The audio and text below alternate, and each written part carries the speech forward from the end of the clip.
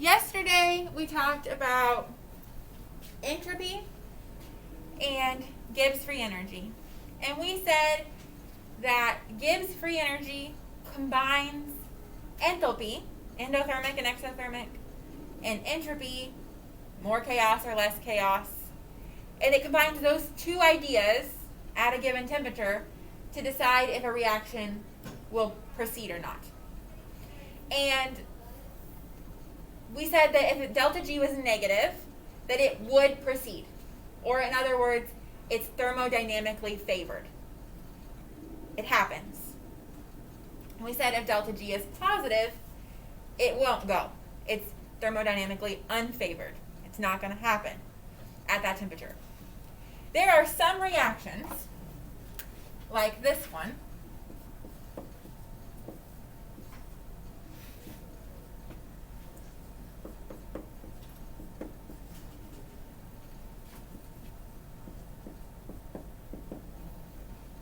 that have a positive delta G. It doesn't matter what that delta G is, the number, but I'm just telling you it has a positive delta G. Does that make sense to you? That that's a positive delta G? If you take a beaker of water and you put it on the counter at any temperature, really, even high temperatures, is it going to turn into hydrogen and oxygen? What if you left it there for 1,000,000 years? No. I mean, water does not just turn into hydrogen and oxygen. What if you boil it? Does boiling water turn it into hydrogen and oxygen? It just changes its state. And that's important because there have been AP questions where they've asked you to draw, like they gave you liquid water and they asked you to draw what happens to water when it boils, like a picture. And students drew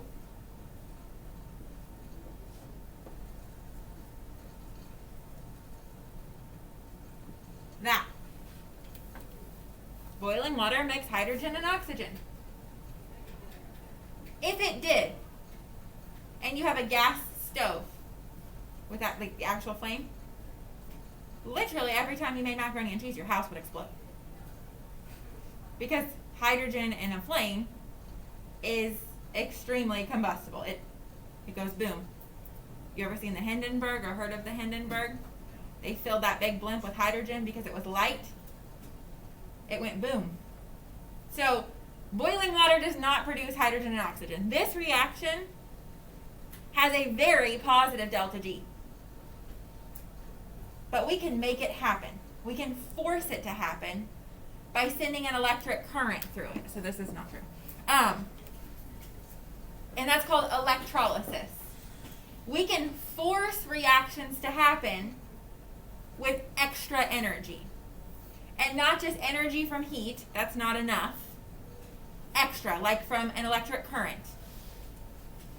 This one is a special type of electrolysis called hydrolysis, where you send a current through water and you get the bubbles, and the bubbles are hydrogen and oxygen. There are other reactions that you can force to happen that have a positive delta G with an electric current. All types of electrolysis. Okay, so just because it has a positive delta G doesn't mean it could never happen. It just means it's going to require a special amount of energy. Does that make sense? Okay? Another way that we can force a reaction to happen with extra special energy is there are some reactions that need sunlight. Give me an example of a reaction that requires sunlight. Photosynthesis. If you have a plant and you put it in a dark room and never allow it to see light, it will not photosynthesize and it will die. Photosynthesis is a reaction with a positive delta G. It will not happen without sunlight. It needs that extra energy. So if the sun goes away, all the plants die. We won't be around to see it, but they would die because they have to have the light for photosynthesis. It is not going to happen without it. has a positive delta G. Another example of reactions with positive delta G's that happen are reactions that we have elementary steps, so we break them down into smaller steps that have negative delta G's to get an overall reaction that would have a positive delta G. That's called coupling. Okay, so there aren't going to be any specific questions about this. They're not going to say, what's it called when you break water down into hydrogen and oxygen? They're going to they want you to understand that if it has a positive delta G, that does not mean it's impossible. That just means it requires some outside energy source or some special process. Yes? You said that there's a bunch of elementary steps that are negative and positive. Negative delta G's, but then the overall reaction has a positive delta G. Not enthalpies, delta G's. So things that happen in little small steps naturally, but when you combine them all, they wouldn't have happened naturally in that one big reaction. That's coupling, and that's more complicated. You just need to know it can happen. And honestly, those are kind of cellular reactions that if you take advanced biology classes, you'll talk more about those. Questions about this? Okay.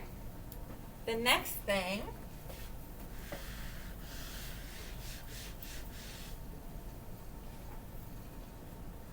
is the relationship between delta G and K. So in case you can't see this,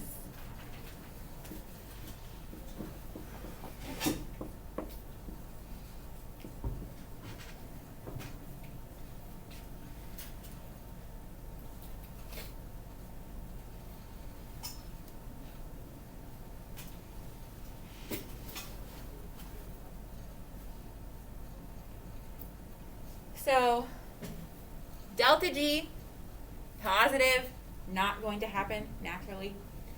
R, ideal gas constant, joules per mole Kelvin if you use 8.314. T is temperature in Kelvin, can't be negative. And then the natural log of K, what's capital K? Is that Kelvin? No. What's K? The equilibrium constant. So we're talking about equilibrium here. And if you remember, big K values mean that your reaction lies to the right. It proceeds to the right. In terms of thermodynamics, it's what we would call favorable because it goes to the right. A very small K, in terms of thermodynamics, lies to the left, and it doesn't go. And then a K in the middle kind of sort of goes. Okay, so if we have a very large K, that means that we're going to end up with a negative number here because the natural log of a large number is positive times negative RT gives you a negative number here, which is a negative delta G, and that means that it goes to the right. Do those go together, right? A large K value leads to a negative delta G, which means it goes, which is what we talked about yesterday. A very small, less than 1 K value, the natural log of something less than 1 is negative, right? So we're going to have a negative times a negative, which will give me a positive delta G. So things with small K values have positive delta G's, and they don't go, which is what we talked about in equilibrium. But now we're talking about it in thermodynamics. They go together. And then things with an intermediate, like a 1.5 K, they do go. They just have a smaller negative delta G. They don't go very much.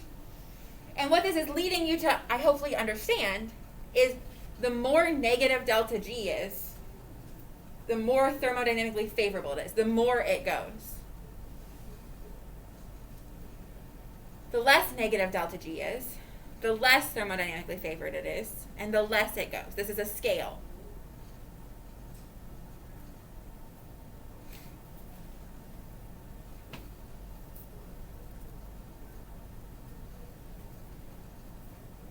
And this kind of ties equilibrium with thermodynamics.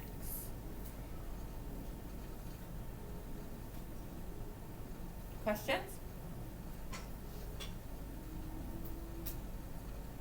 All right, that's it for today.